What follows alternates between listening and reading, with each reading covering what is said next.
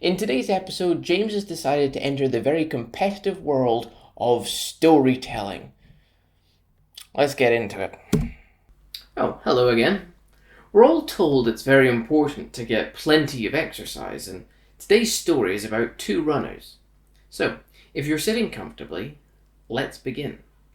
I'm actually not sitting comfortably, but I'll watch your video anyway, James. Every day, Mr. Spitz and Miss Swallows meet at the end of their garden paths to go for a run. Sorry, Mr. Spitz and Miss Swallows.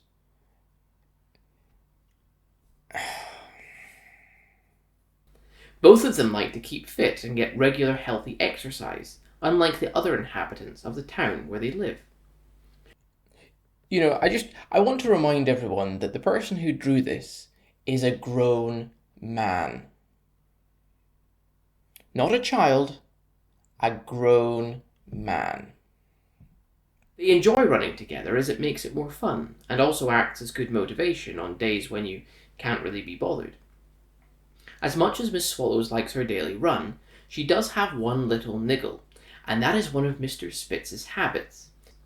You see, not long after Mr. Spitz and Miss Swallows would set off running, Mr. Spitz would begin making snorting, gurgling noises and hawk up some gobslobber and spit it on the ground as he ran.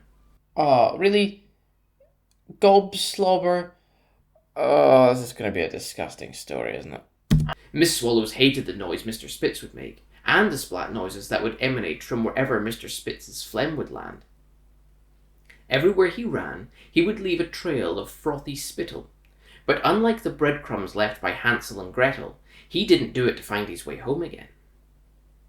One day, however, Miss Swallows decided to speak to Mr. Spitz about his spitting. "Mr. Spitz, why do you spit as you run?" she asked.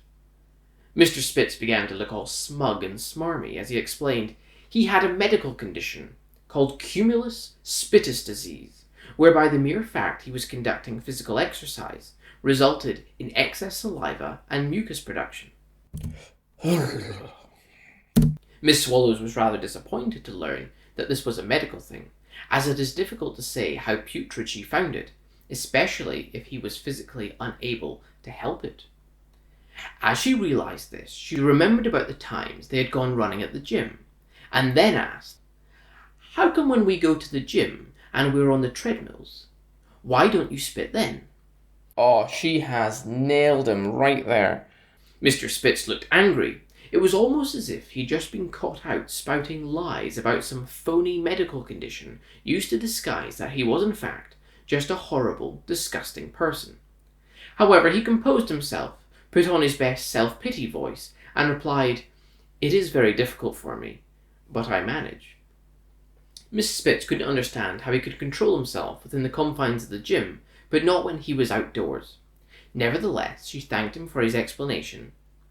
As they went on their run, Mr. Spitz continued to spray the surrounding areas with his secretions, aided by his usual look of smugness. With every splat, Miss Swallows noticed all the other people of the town would look at them in disgust as Mr. Spitz was leaving his trail. Miss Swallows began to think that the town thought she was disgusting, despite never spitting herself. If anything, she agreed with the townsfolk, but she couldn't exactly tell everyone as they ran past about Mr. Spitz's medical condition, nor go running with someone else, as they were the only two runners in the town. She could start her own running group, or go running by herself, is an option. That day, after feeling completely embarrassed by her run with Mr. Spitz, Miss Swallows went online to see if there were any cures for cumulus spittus disease. After not much browsing, she discovered an online pharmacy that was selling a cure for the disease, and best of all, it was so effective that only one pill was required. Well, Miss Swallows ordered it immediately, and due to the wonders of express delivery, the next day it arrived. Miss Swallows seems to have based her interior decoration from The Shining. Not creepy at all. On receiving it, she went to the end of the path where she met Mr. Spitz, and told him about this amazing new cure that she had found.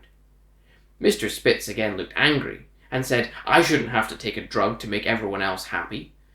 Miss Swallows looked disappointed, and said, "Well, you see, the thing is, Mr. Spitz, I'm not sure I can run with you anymore."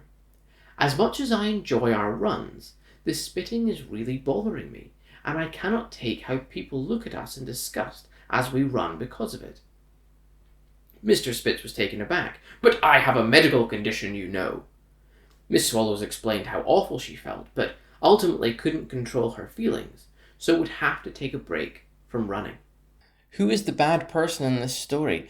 Is it Mr. Spitz, who leaves spit everywhere, or is it Miss Swallows for not being able to tolerate someone else's medical condition? Ooh. Mr. Spitz could see how upset Miss Swallows was, and not wanting to lose his good running friend, said that he would take the tablet. From an online pharmacy, this could go wrong. He undid the packaging and popped the tablet into his mouth. "How do you feel?" asked Miss Swallows.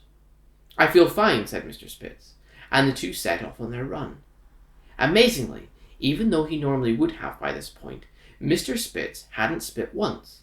But all of a sudden, Mr. Spitz began changing colour. Uh-oh.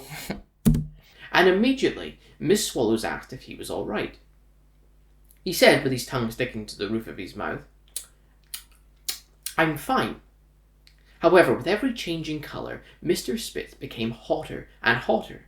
Miss Swallows became really worried and called for help, but before help could arrive, the heat had evaporated every bit of moisture in Mr. Spitz's body until he had shriveled into a pile of dust. Oh, that is unfortunate. When help did arrive, Miss Swallows explained what had happened, but the police decided to arrest her for murder. She was taken to the jail where she stayed during her trial.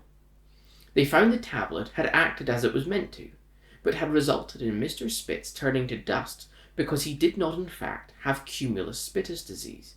He spat everywhere, not because of excess saliva, but because he was just a pathetic, self-indulged, arrogant person. Despite everyone's best efforts, Miss Swallows remains in jail, for she was found to have acted wrongly and actively contributed to the death of Mr. Spitz. So most children's stories end with a happy ending, but James has just ended the story with Mr. Spitz having died and Miss Swallows being in prison for it. Man. James has gone to a lot of effort to point out the hypocrisy in runners where they feel they have to spit when they're outside, but when they're in the gym, somehow magically they don't need to bother. The story, I would say, is quite good, but ultimately still lacking in some places. The pictures that accompany it, I think, were very childish in appearance, but they were actually still quite good because they were able to capture the expression of the characters and certainly convey the emotions that they should be feeling at certain points in the story.